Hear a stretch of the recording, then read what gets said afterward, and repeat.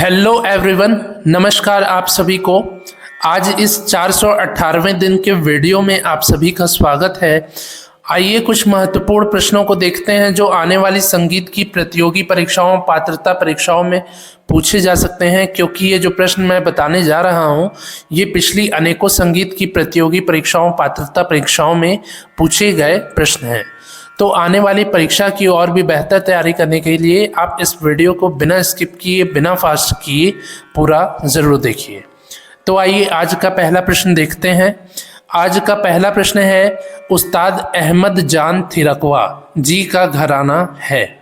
उस्ताद अहमद जान थिरकवा जी का घराना है फर्रुखाबाद घराना।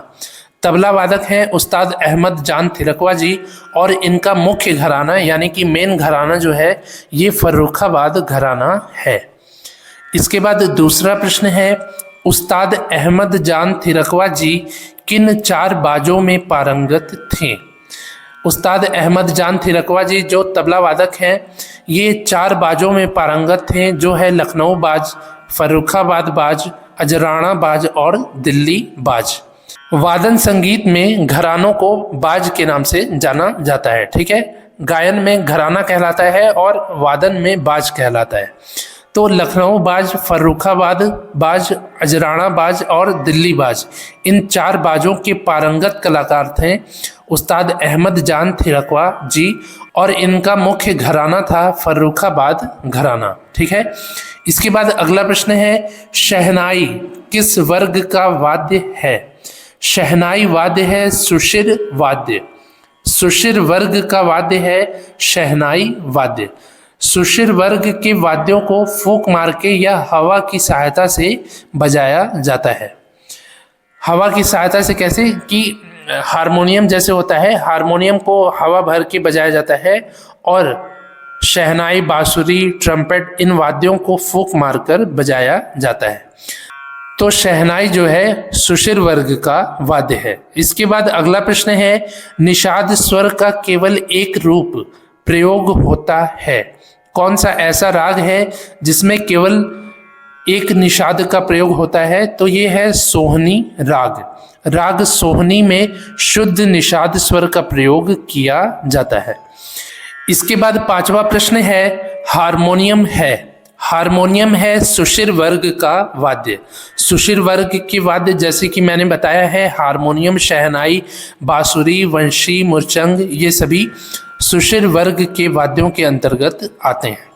इसके बाद छठवां प्रश्न है, राग भैरव के धैवत स्वर को शुद्ध व निषाद स्वर को कोमल करने पर राग बनेगा। भैरव राग में ऋषभ कोमल और धैवत कोमल स्वर होता है, क्योंकि ये भैरव थाट का आश्रय राग है। तो भैरव राग में यदि धैवत स्वर को शुद्ध और शुद्ध निषाद स्वर को कोमल कर दें तो राग बनेगा अहिर भैरव राग। भैरव राग में कोमल धैवत को शुद्ध धैवत कर दें और शुद्ध निषाद को कोमल निषाद कर दें तो राग बनेगा अहिर भैरव राग।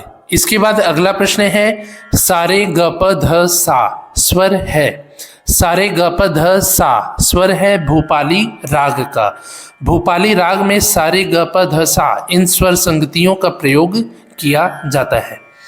इसके बाद आठवां प्रश्न है, ब्रह्म ताल में मात्रा होती है।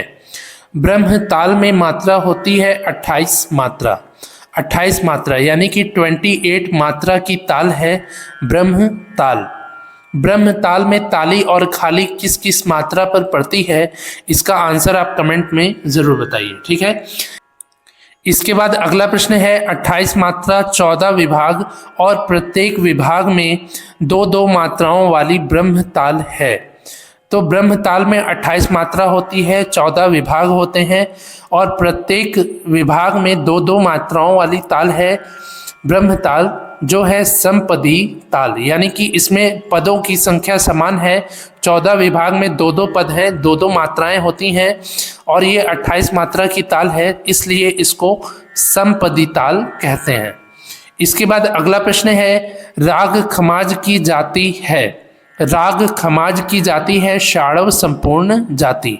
षाड़व संपूर्ण जाति यानी कि आरोह में 6 और अवरोह में 7 स्वरों का प्रयोग किया जाता है राग खमाज में। राग खमाज में कौन सा स्वर आरोह में वर्जित है, इसका भी आंसर आप कमेंट में जरूर बताइए। ठीक है, इसके बाद अगला प्रश्न है, जिस तान में स्वर क्रमानुसार ना हो उन्हें कहते हैं। ऐसा तान जिसमें स्वर क्रम से ना हो, क्रमानुसार ना हो, उस ऐसे तान को कहते हैं कूट तान। कूट तान कहते हैं जिस तान में स्वर जो है क्रमानुसार ना हो। इसके बाद अगला प्रश्न है, अभिनव ताल मंजरी के लेखक हैं। अभिनव ताल मंजरी ग्रंथ के लेखक हैं अप्पा तुलसीदास जी। अप्पा तुलसीदास जी जो हैं अभिनव ताल मंजरी के लेखक हैं। 13वां प्रश्न है, अभिनव राग मंजरी के लेखक हैं। अभिनव राग मंजरी के लेखक हैं भातखंडे जी। पंडित विष्णु नारायण भातखंडे जी अभिनव राग मंजरी के लेखक हैं। इसके बाद 14वां प्रश्न है, 14 मात्रा की ताल है। 14 मात्रा यानी कि 14 मात्रा की ताल है धमार ताल। धमार ताल 14 मात्रा की ताल होती है। धमार ताल में ताली और खाली किस किस मात्राओं पर पड़ती है, इसका भी आंसर आप कमेंट में जरूर बताइए। इसके बाद अगला प्रश्न है, पंडित बिरजू महाराज जी का वास्तविक नाम है। पंडित बिरजू महाराज जी का वास्तविक नाम है पंडित बृजमोहन मिश्र। बृजमोहन मिश्र नाम है पंडित बिरजू महाराज जी का। अगला प्रश्न है, पंडित बिरजू महाराज जी का जन्म हुआ था। पंडित बिरजू महाराज जी का जन्म हुआ था 4 फरवरी 1938 लखनऊ में। 4 फरवरी 1938 लखनऊ में पंडित बिरजू महाराज जी का जन्म हुआ था। इसके बाद अगला प्रश्न है, पंडित बिरजू महाराज जी का निधन हुआ था। पंडित बिरजू महाराज जी का निधन हुआ था 17 जनवरी 2022 में।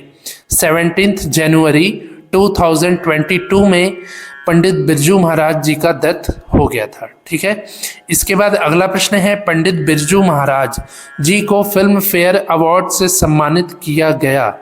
पंडित बिरजू महाराज जी को फिल्म फेयर अवार्ड से सम्मानित किया गया था 2016 में।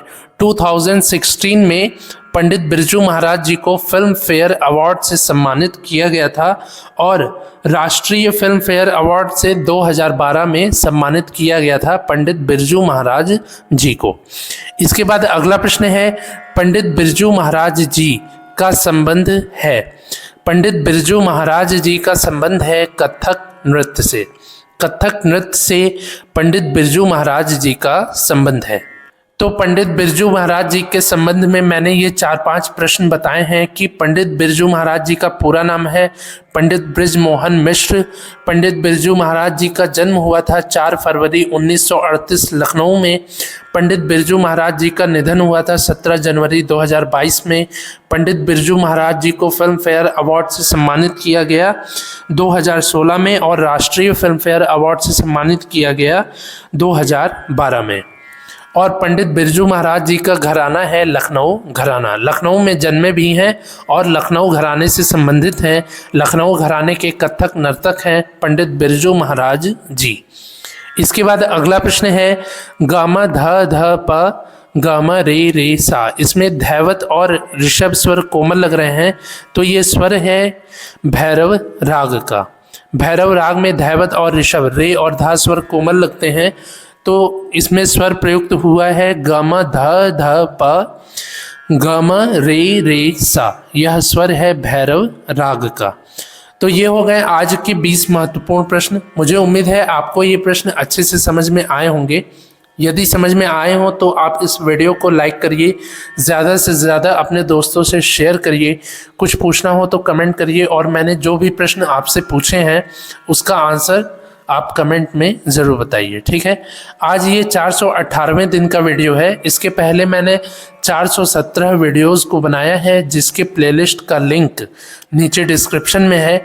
आने वाले प्रतियोगी परीक्षाओं की और भी बेहतर तैयारी करने के लिए आप उन सभी वीडियोज़ को 1-2 बार अच्छे से ध्यान से देख लीजिए। ठीक है, तो मिलते हैं ऐसे ही अगले 419वें दिन के वीडियो में। तब तक के लिए नमस्कार, धन्यवाद।